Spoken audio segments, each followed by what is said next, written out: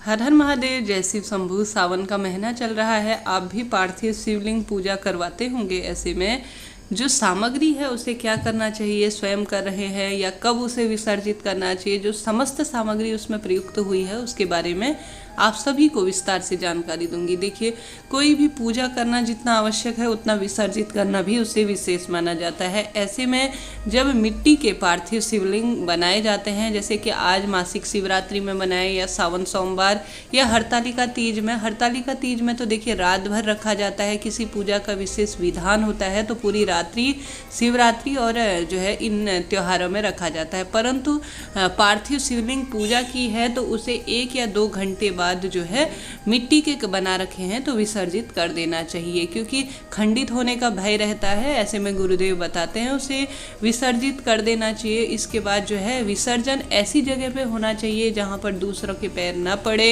वह जगह हो सकती है किसी पवित्र वृक्ष के नीचे, जैसे पीपल वृक्ष हो गया, आम का, या कोई इस तरह के आंवले के वृक्ष, नहीं तो घर के गमले में भी इसे जो है विधि विधान से बहुत अच्छी तरह से श्री शिवाय नमस्तुभ्यम या ओम नमः शिवाय कहते हुए विसर्जित कर देना चाहिए। इसके साथ ही घर के गमले में भी इसे रख सकते हैं। घर में भगवान शिव रहेंगे तो यह काफ़ी शुभता प्रदान करने वाला होगा। सबसे पहले एक तरीका होता है किसी भी चीज़ को, जैसे भगवान के मंदिर में ताली बजाई जाती है, ठीक उसी तरह से हल्का सा उसे हिला लिया जाता है और कहा जाता है कि भगवान, आज मैंने आप सभी को अपने घर पर बुलाया था, हे प्रभु आपने मेरी मनोकामना पूर्ण में सहायक बनिए। अब मैं आपको विदा कर रही हूँ, जब भी मैं आपको बुलाऊँ आप अवश्य आइएगा। इस तरह से कहते हुए हल्का सा उसे हिलाते हुए जो सामग्री है धीरे धीरे उठाने का प्रयास करें।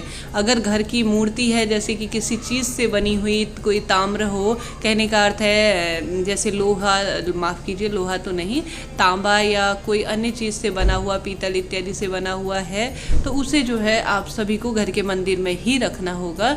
परंतु कोई मिट्टी से बनी हुई चीज़ होती है तो उसे विसर्जित करना होता है। ऐसे में जो फूल पत्तियाँ इत्यादि चढ़े हैं उन्हें ध्यान रखिए कहीं पैरों में ना आने पाए, तो किसी पवित्र नदी तालाब इत्यादि के जो है इन्हें विसर्जित करने का प्रयास करें। कोई भी चीज़ ध्यान रखिए पैरों में ना आने पाए। जो इसमें जल बचा हुआ है वह तुलसी में कभी ना डालें, यह भी आप सभी को ध्यान रखना होगा। पंडित जी आए हैं तो इसमें चढ़ा हुआ वस्त्र, माता रानी को चढ़ा हुआ श्रृंगार स्वयं अपने साथ ले जाएंगे। अगर आप खुद से कर रहे हैं तो पंडित जी के घर भिजवा दें या किसी मंदिर में दान करवा दें। मिठाई, चावल इत्यादि, मिठाई जो है प्रसाद के रूप में जो है बांट दे, चावल इत्यादि दान में डाल दें, नहीं तो दान के लिए दे दें, नहीं तो कबूतरों को या गाय को खिला सकते हैं। इसके साथ ही जो फल फ्रूट है वह भी गाय को या किसी ज़रूरतमंद व्यक्ति को दान में दे दे। बस इस बात का ध्यान रखिए कि भगवान शिव में प्रयुक्त हुई कोई भी चीज़, माता तुलसी, जैसे हम अन्य दिनों में माता तुलसी के गमले इत्यादि में डाल देते हैं, यह गलती ना करें कि ये चीज़ें जो है तुलसी में डाल दें।